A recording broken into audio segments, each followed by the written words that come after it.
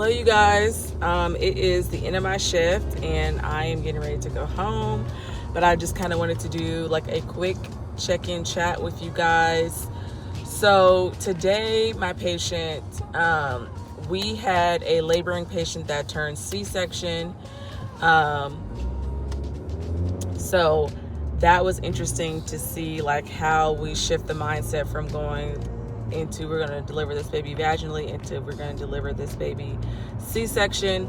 So to start off, when I first got to work, I wasn't assigned to anybody, so I kind of just looked around and see who I hadn't been assigned to and just assigned myself to a nurse, because for me, I'm going to take charge of my student nurse intern experience. Like, I'm just not going to be somewhere cooped up in a corner somewhere not learning. And like, this is like what I'm passionate about.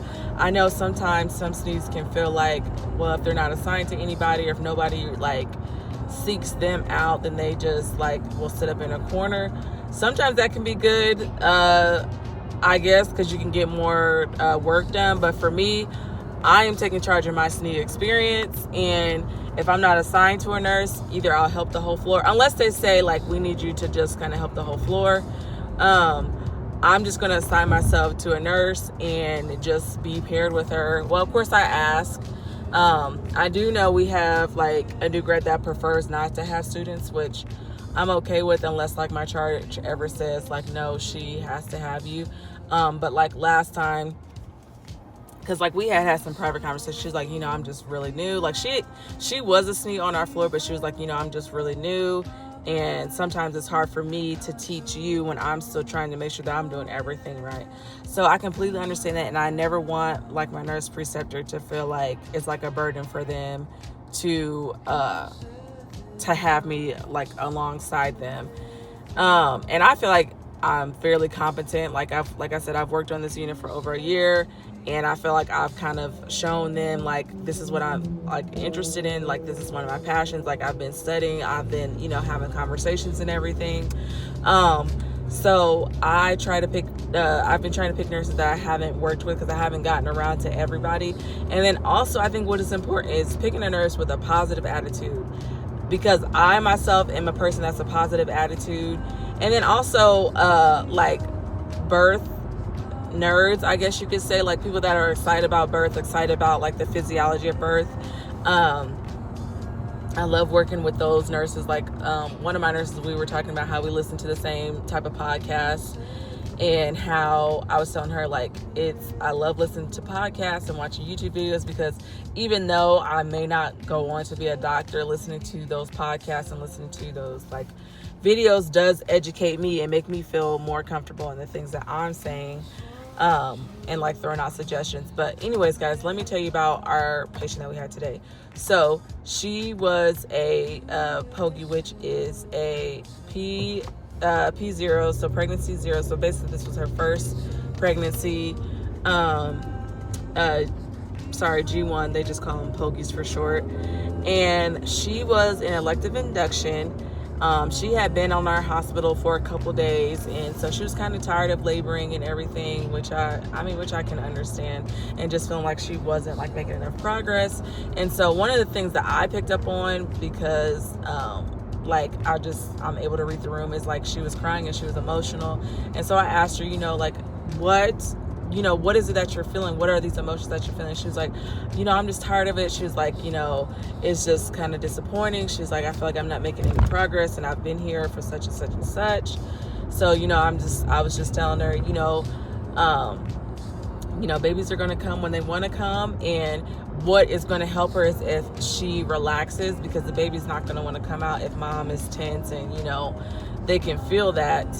And, I'm just telling her from like personal experience. Like, I'm a mom of 2, like I said, I've been on my unit for over a year, and I watch tons of labor and delivery videos and podcasts. And so what I feel like I lack in nursing experience per se, I feel like I try to make up with my motherhood experience and just like life experience. And that's why I say, if you are a mom and you are a person that took a like non-traditional route, meaning like you didn't go straight into nursing like right out of high school and graduated at 22 to become a nurse. Use your life experience to like help you like get through this program and make connections with patients.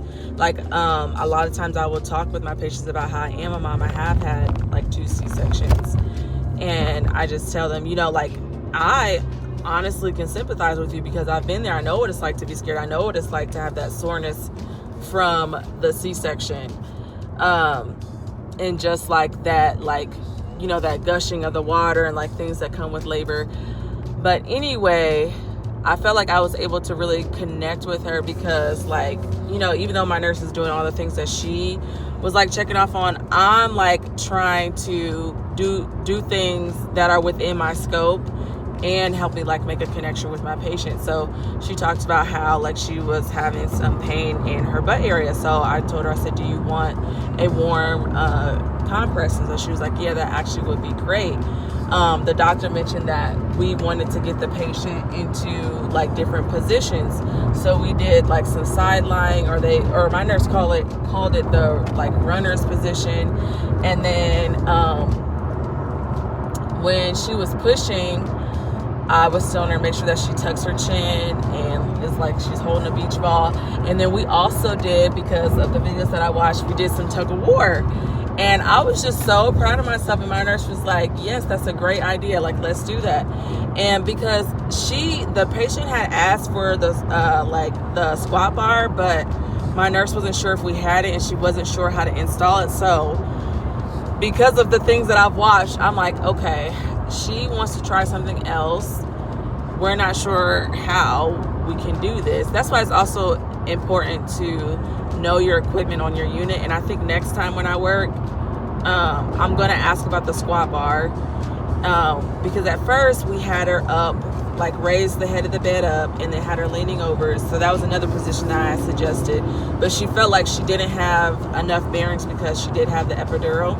I mean, she had some filling in her legs, but she felt like she didn't have enough to where she could hold herself up. So we flipped her around. And then, like I said, what I did was, because we didn't have the squat bar, I just took a sheet that we had, tied 2 knots. So tied a knot on one end and a knot on the other end, and did tug a war with her to help her push. She said it did feel like it helped her. She was like, it just felt like a workout. She was like, I have not worked out in so long. So she was like, you know, we kind of did like back and forth where she like pushed up against our arms, pushed up against the side rails. And then we did like a little bit of tug of war. So that just made me feel so great that I was able to help, and that my nurse recognized that, you know, I'm trying to help, and the patient also recognized as well. So she was our laboring patient, and she was getting like an elevated temperature, and then her heart rate was also elevating. And then at one point the nurse took her temperature, and it just like skyrocketed within like 2 minutes. And like a few of the nurses came in. So I finally got to experience like where it's like when the nurses just kind of come in quietly, just kind of like thieves in the night. Like, do you guys need anything? Do you guys need to, you know, take a bathroom break, get some snacks? Because we were pushing with her for over 2 hours. And oh my gosh, you guys, I was so hungry and I had to use the bathroom. And I did not realize how long we were going to be pushing for. I mean, nobody knows how long we're going to be pushing for, but that's why I feel like I'm learning it is so important to stay up on your hydration and to stay up on your snacks, because you do not know how long you're going to be in that room. So after we pushed for 2 hours, the doctor was basically saying, because we knew that she had meconium stained membranes or fluid or whatever. And so we knew that the NICU team was going to have to come in and like assess the baby or whatever. But we were pushing, and she was giving it all her might. Like, I was so proud of her. She was giving it all her might, but it was just, the baby was just not moving down. And then with the meconium, and then it's like every time she would push, it was just like this like green, like mucousy stuff. Later come to find out it was an infection. But anyway, so after we pushed for 2 hours, then we immediately went back for a C-section. And oh my gosh, another cool thing is like just seeing how they like pull the uterus like out of the, well, first off, when they make the incisions and when they're going through the layers, like I'm just so amazed. And I feel like God is really working with me on this, because it's given me an appreciation for what I went through with my kids. And because sometimes people will say, like, I have seen online, like, this was like years ago, like, you know, the devil will try to put stuff in your path to make you like doubt yourself and doubt your abilities. But like I've seen posts where it's like, you know, C-section moms aren't real moms, or they didn't really give birth or whatever. When you actually see a C-section and see the layers that they go through and see like just everything that they have to go through, I guarantee you will not be saying that. Like, oh my gosh, like I just feel so blessed that I get to like see these things, because like I said, I feel like it's healing me and healing my psyche. Like, oh my gosh, I'm just saying all, like, you are literally pulling the uterus out of the body, not like completely out the body, but like you can see like where they're trying to like drain the blood and like suction the blood and everything. And, you know, of course, peeling the, not peeling, but, you know, pulling the baby out, giving birth to the placenta. But yeah, I'm just always in awe. And sometimes I like dabble back and forth, like maybe I should become a CST, so that way I can work with C-sections. But I'm not going to as of now. I don't know, never say never, but I'm not going to as of now. But yeah, so she ended up having C-section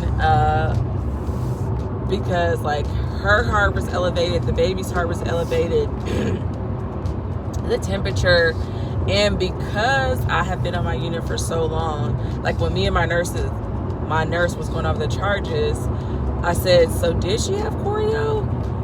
Because you have to mark it on the chart sheet. And she was like, yeah, I would say that she had choreo, because I was like, well, was it because of the MEC? And she was like, no, because she was like, sometimes people can have MEC and, you know, not have choreo. She was like, it's because her elevated heart rate, the baby's elevated heart rate, and the temperature, like mom's temperature was over 100 degrees, baby's temperature was over 100 degrees, and it was like that for like the first couple like temperatures.